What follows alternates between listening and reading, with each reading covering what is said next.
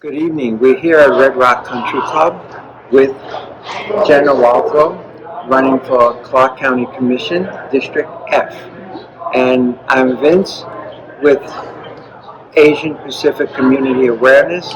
We're doing this video so we can give our community information about candidates so they can make an intelligent decision. So, welcome, Jenna. Thank you for having me. Good to see you again. Good to see you. Tell us, what are the responsibilities, the power that a commissioner has? Yes, there's a lot of responsibilities with a sitting Clark County commissioner. So it is a board of 7 members, all elected, and they do a little bit of land use and zoning. They are the final say on those applications, and they also sit on various boards that affect the county. So it could be the Las Vegas Visitors Authority Board, UMC, the Water Authority Board, the Airport Board as well too. So any of the major facilities within the county, one or two of them sit on those boards, and then they also have one of the largest budgets as well. And I've asked this question to a few people in the past that were running for commission. Would you have the power to appoint civilian review board for CCSD?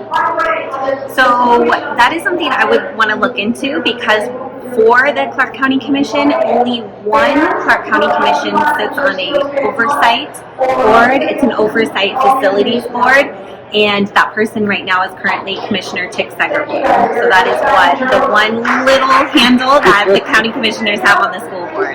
Yes. So how would we go about getting a civilian review board to oversee CCSD? That would have to be possibly something we'd have to go with the legislature and then work with CCSD Board of Trustees as well. Okay.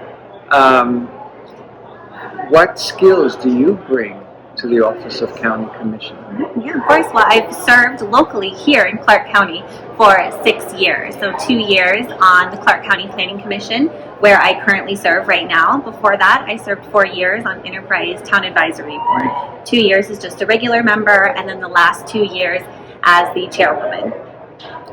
And as Clark County Commissioner, and you know I like to represent the Asian community, what can you do, what can we do to make a better life for the Asian community, make them feel more safe, and make them feel, because if you look at statistics, the Asian community, they're business people. They like to open up what I'm used to growing up in called mom and pop shops, and that's their livelihood. We need to make it easy for them to do this type of business. Absolutely, and that's where the commission falls into this. So great question, thank you, because Chinatown is in District F. So this is very important to me. We need to get in there. As a commissioner, I will get in there and make the process of opening a small business much easier and much streamlined. And that goes all the way from the small businesses to even the developers. As a wide range, we need to make that easier and more accessible to them as well. And then also I would say to the Asian community, speak up. I want to hear your voice. I think that that's a missing piece that some elected officials may overlook some groups of people, and we need to make sure that everybody's voice is heard. Well, I'm glad you said that, and that is the truth. We want to get the Asian community to speak up and not be afraid to communicate with our law enforcement, to communicate with our politicians. So what we've done with our website is everyone who's in office now, from the governor down to city council, is listed on our website with all their information, so it's easy to read. And this video will go out to the Asian community. We will put a link on each group that we have, Filipino, Chinese, Vietnamese, and so on, so they can hear what you're saying. We want the community to have information so they can vote wisely, because I keep touting that voting for someone because you like them is not the right thing to do, even if it's a friend. And voting for someone because they have a lot of money and they're plastered all over the media is also not the right one, unless they have the skill set to back it up. That's the key. Absolutely, absolutely right. And it's very important that the elected official that you're voting for is accessible now during their campaign and will continue to be accessible when they're elected. Yes, that is true, because since I've been involved since 2016, I have met some candidates that claim to be accessible, but then you go to another meeting and they walk right by you, don't even know you. To me, that is a turnoff. That means if they don't know me after what we've done, then I don't think I want to vote for that person, because they're not going to remember who we are. Is there anything specifically that you would like to say just to the Asian community? Absolutely. No, thank you for this opportunity. I would want to say that don't be afraid to speak up. Find, your elected official. Make sure that they are accessible when you're voting for them and when you're talking to them, and tell them the issues that are going on, and then put it back on your elected official or somebody who's running for office to give you some solutions to your problems. That's really what we need. It's people in office that can find the solutions to the problem, get the hard work done, and actually get results done from the feedback that is given to them from the public. Right. Our politicians, our local officials need to hear what is important to you. What's going to help you run your business better?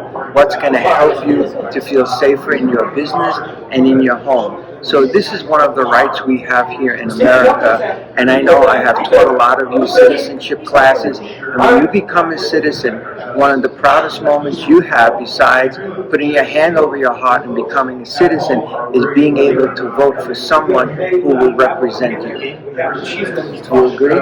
Absolutely, I agree. And it's very important that you voice your concerns so we can get those problems solved. What would you like to say in closing? Yes, of course. Please look me up on all my social medias at Jenna Waltho. My website is jennawaltho.countycommission.com, and I'm the only candidate in the primary that has done all their advocating and all their work here locally in Clark County, specifically in District F. So I've been here for you, and I will continue to be here for you and be your voice.